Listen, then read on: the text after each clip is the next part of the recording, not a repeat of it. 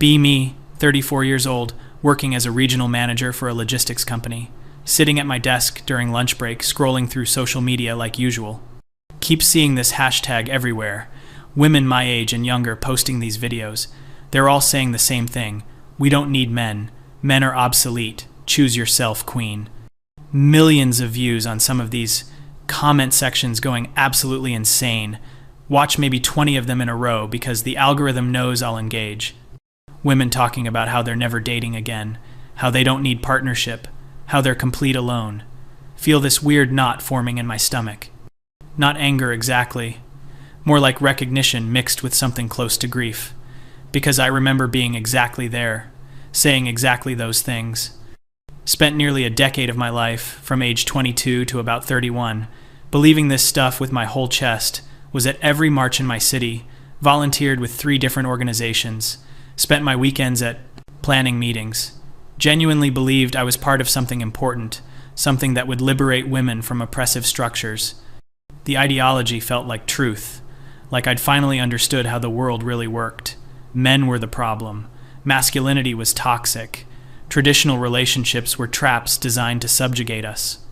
Said these things out loud at dinner parties, believed them when I was alone at night, organized workshops about economic independence, shared articles about the marriage penalty, posted constantly about how women needed to stop centering men.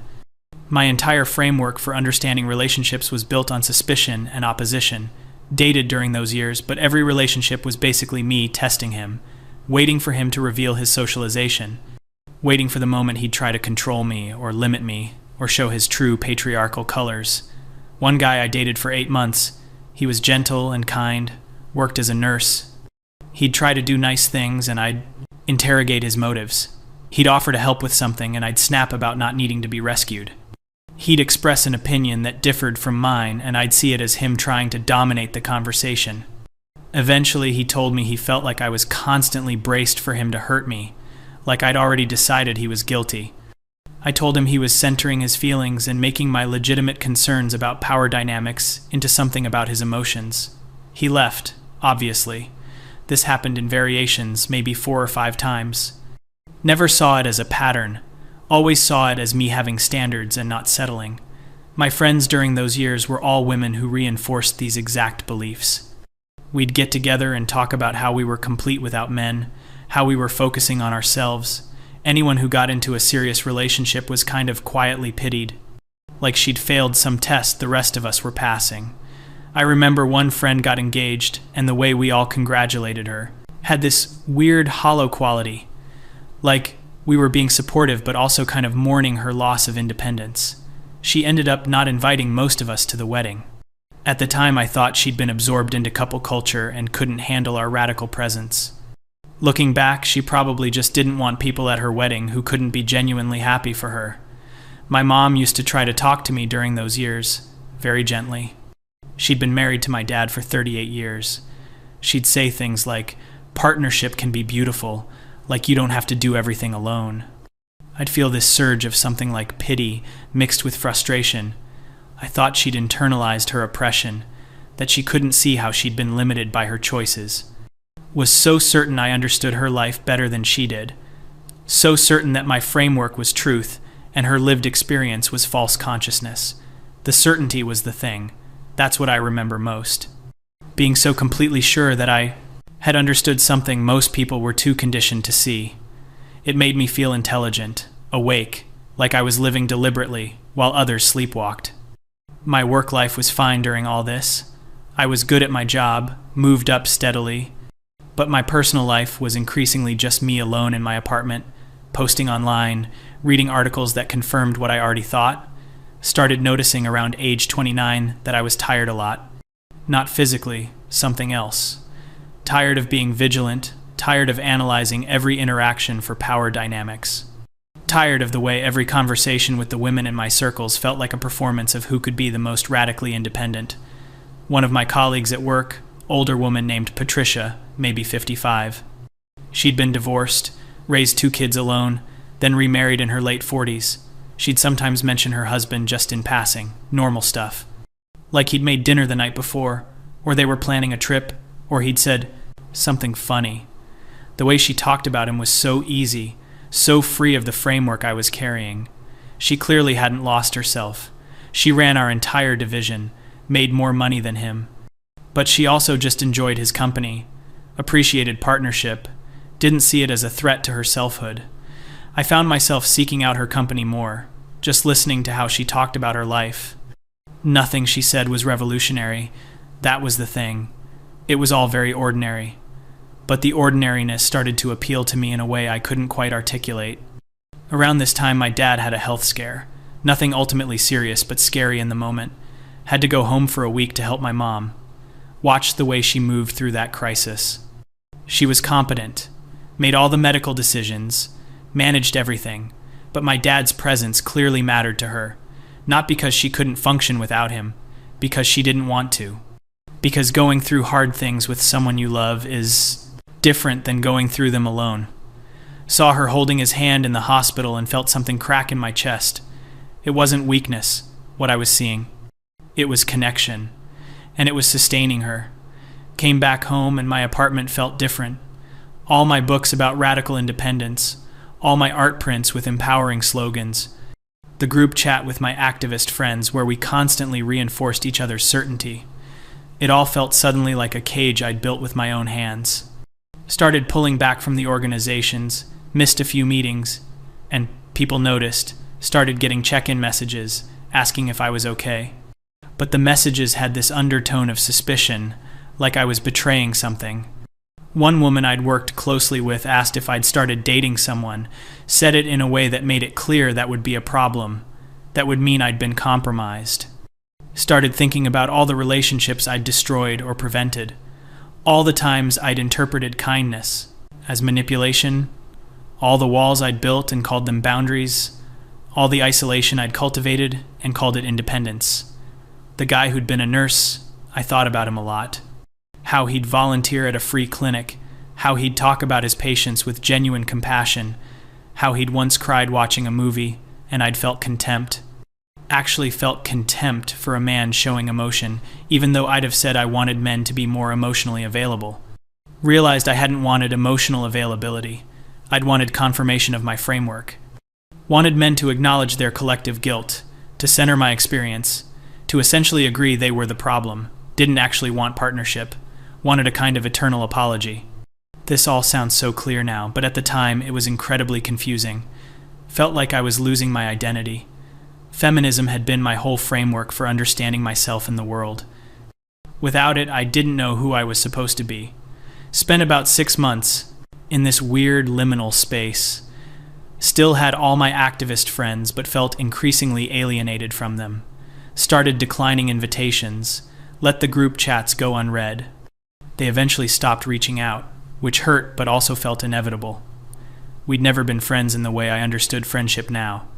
We'd been ideological allies, which is a completely different thing. Started therapy during this time, had to try 3 different therapists. First 2 wanted to explore my internalized misogyny. Third one, a woman in her 60s, just listened. Let me talk through what I was feeling without trying to fit it into a predetermined framework. She asked me once what I actually wanted from my life. Not what I should want, not what was politically correct to want, what I actually wanted. Had no idea how to answer. Realized I'd spent a decade performing a version of wanting that I thought was righteous. Had no idea what was underneath that.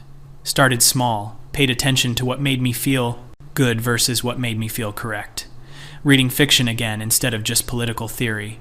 Going to yoga classes and not analyzing the instructor's use of namaste as cultural appropriation. Having a glass of wine and watching reality TV without critiquing the gender dynamics. Letting things be simple sometimes. Letting myself be simple sometimes. Met someone in this period. A guy who worked in IT for a company we contracted with. We'd email about work stuff and he was funny in this low-key way. Eventually we got coffee, just as a casual thing. My whole body was braced for red flags. But he was just easy to talk to. Didn't try to impress me. Didn't perform sensitivity. Didn't seem to be operating from a script. Told me about his weekend helping his sister move. Complained about traffic. Asked about my work in a way that seemed genuinely interested. We started seeing each other, very slowly. I told him early on that I was figuring some stuff out, that I might be weird about things. He said okay and didn't press. The relationship was nothing like my previous ones. I kept waiting for the need to test him, to prove something. But he was so consistently just himself that there was nothing to test. He had opinions I disagreed with. We discussed them like adults. He had moments of being inconsiderate. I'd mention it. He'd adjust. I had moments of being prickly or withdrawn. He'd give me space. I'd come back. It was all so much more boring than my previous relationships. Boring in the best possible way. Started understanding that I'd been addicted to a kind of relationship drama. The testing, the finding of evidence, the vindication when men revealed their socialization. It had made me feel right, feel superior. But it had also kept me perpetually alone and perpetually at war. This new thing was quiet. We'd cook dinner together, watch movies, talk about our days. He'd sometimes do things for me not because he thought I couldn't do them, but because he wanted to. I'd let him because I was learning that accepting care wasn't weakness. I started noticing how different my nervous system felt. I was calmer, slept better, stopped having that constant background hum of vigilance and analysis. My work performance actually improved because I wasn't spending half my mental energy on ideological processing. Some of my old friends saw me with him on social media, got a few messages that were ostensibly happy for me but had undertones. One asked if he was doing the work. Another said she hoped I wasn't losing myself. Realized they saw my happiness as suspicious, saw partnership itself as suspect. Didn't respond to most of those messages. The friendships just kind of faded, which was sad but also felt necessary. Started building new friendships, mostly through work and random life stuff. People who had varied lives, varied politics, who didn't require ideological purity, women in partnerships, women single by choice, women who'd been married for decades, men who were kind, men who were thoughtful, men who were just regular people doing their best. The diversity of human experience started seeming beautiful instead of threatening. So now, sitting here watching these videos, seeing millions of young women declaring they don't need men, I recognize the voice, the certainty, the performance of it. See my younger self in every single one. The way they're trying to convince themselves as much as their audience. The way independence has become an identity instead of just a circumstance. The way they're mistaking isolation for empowerment. And I want to say something, even though I know it'll be unpopular, even though I'll get accused of betraying women or whatever. Because I spent a decade of my life in that framework, and it didn't liberate me. It made me smaller, angrier, more afraid. Take out my phone and open Instagram. Film myself in my car, still on lunch break, no special lighting or editing, just me, looking tired and ordinary. Start talking about what I'm seeing.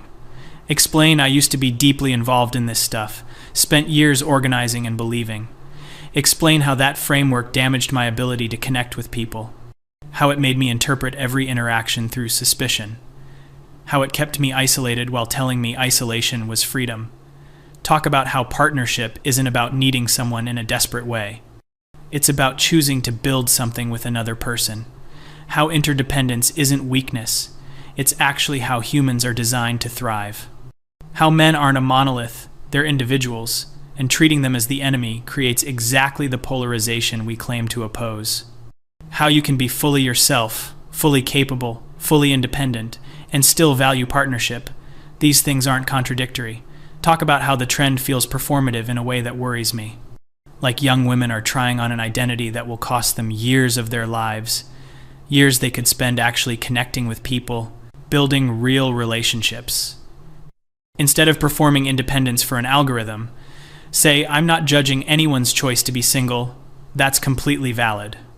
But there's a difference between choosing to be single and building your identity around not needing men. One is a choice, the other is a reaction.